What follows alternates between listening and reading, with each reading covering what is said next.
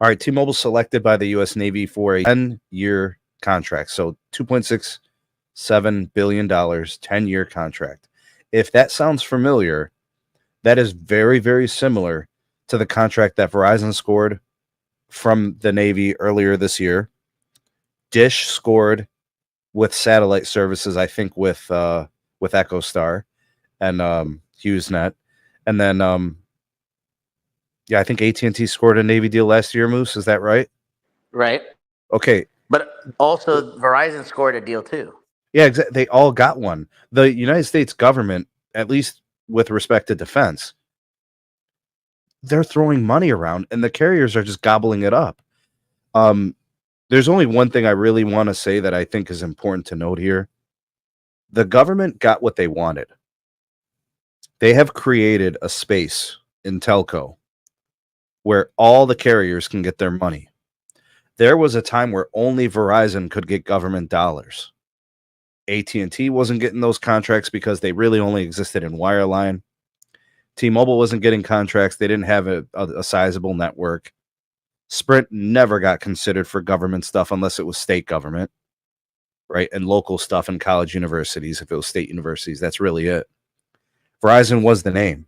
But now you see T-Mobile scoring what is referred to as a Spiral 4 contract. Home internet, business internet, backup internet.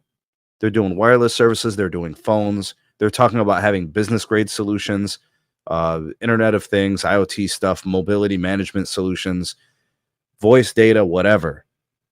T-Mobile's in the fray now. When government officials and regulators approved the T-Mobile and Sprint merger, this was their end game. They wanted to be able to do this. They wanted to give every carrier a piece of the pie and make them fiercely compete for their dollars. And they have rewarded them by giving all of them money. Every carrier, every provider of any type of networking gets money from the United States government on contracts. They got exactly what they wanted, guys. Dish just got money. AT&T got money. Verizon got money. And T-Mobile got money. They're all getting money now. This is one deal. I don't think that we should overreact. I don't think that we should assume that this is going to be the norm. I think that, to your point, Sneed, I don't think any other carriers are going to be at zero contracts for the federal government or with the federal government. But I don't think this means that all of a sudden, it's going to be 33, 33, 33 or 25, 25, 25 against all four. But B, these deals are mirror images of each other. They're all 10-year in duration, and they're all around $2 to $3 billion. To me, that feels like balance. That feels like it's calculated, and it feels like it's budgeted. It is budgeted, and the VA contract that T-Mobile got, right? They were the first carrier. Then second carrier was Verizon, and third carrier was AT&T. And you're right; it's the same formula. I agree that it's budgeted, and it makes sense. In order to be able to promote competition and make things more affordable for the United States government, it makes sense to be able to have multiple bidders.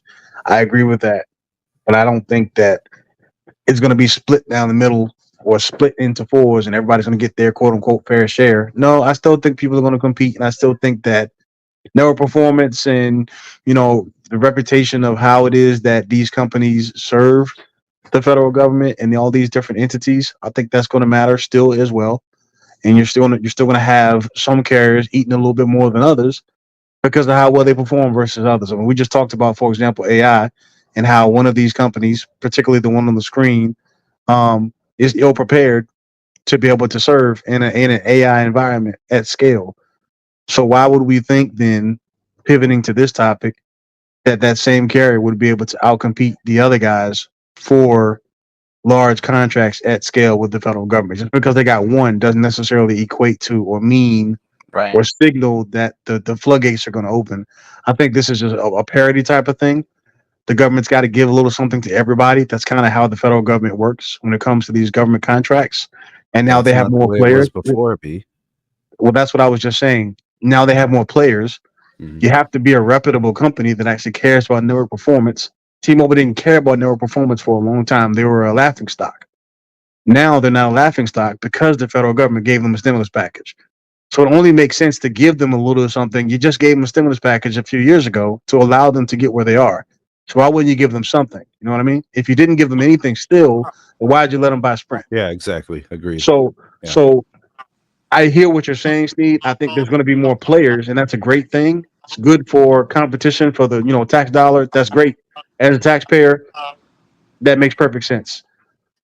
But I still don't think this equates to or means we're going to have the floodgates open, and now all of a sudden T-Mobile's going to start getting a bunch of contracts. I don't think that's the case at all, and I stand by that.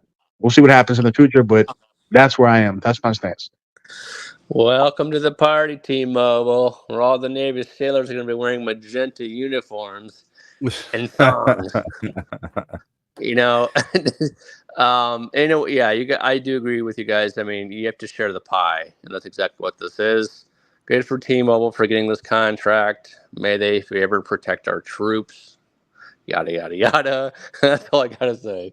We just got finished talking about how they're not prepared. Well, all right, continue. I said may they. I didn't say will they, could they, or should they. Well, I hope that they do. That's all I'm saying. Here's hoping. You're right. I mean, it's optionality. That's it. The Navy is basically saying, choose your carrier. We got 3-4 options for you. I mean, for the first time, you're right. When they do RFPs, they don't go to just 2 companies anymore. Now they can go to 3, maybe 4. More than likely 3, because I don't know how long Booth's going to be around. But 3 is better than 2 or 1. So it makes sense to have more competition, and it also promotes the fact that you let one of the big 4 consume one of the big 4. So there's no reason to do that, to allow that to happen, if you're not going to give them any contracts at all.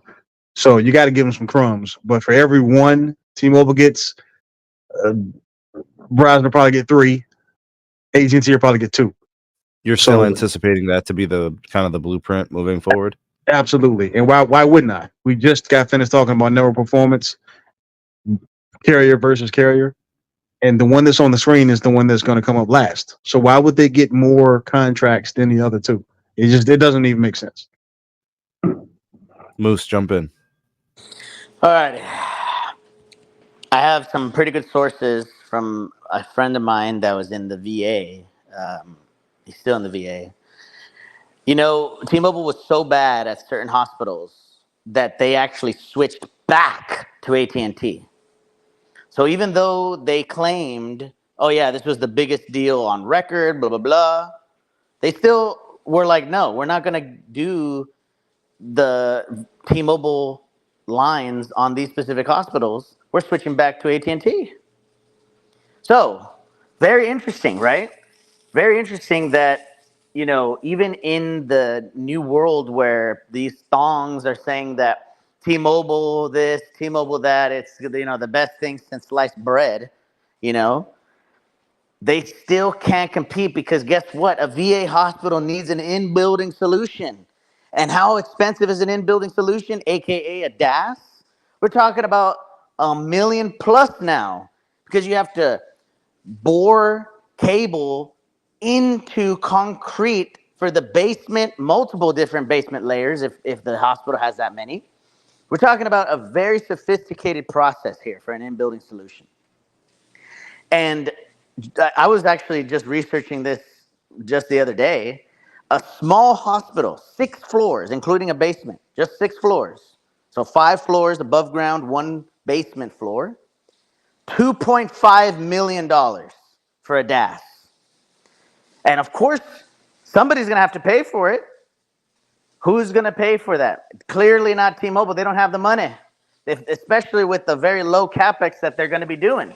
So if they're serious and they're actually going to be doing all these next level, they got free cash flows now. I mean, yeah, they have free cash flows, especially when they increased all the legacy customers, right?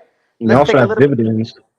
And they're doing dividends, they're doing stock buybacks, they're doing a bunch of stuff with all that money. They're not putting that free cash flow towards the networks need. They told us to what Moose is saying. They've told us they're going to be capex light. They're going to be capex sensitive. Right.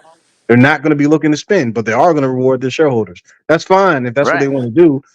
But long term, I think that's going to come back to bite them, because technology doesn't stop for anybody.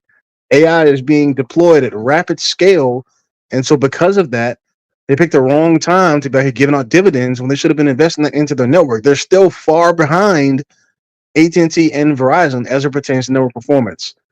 You go to root metrics and it'll tell you that they don't win anywhere. I don't care what the commercials say. The data suggests that they do not win anywhere.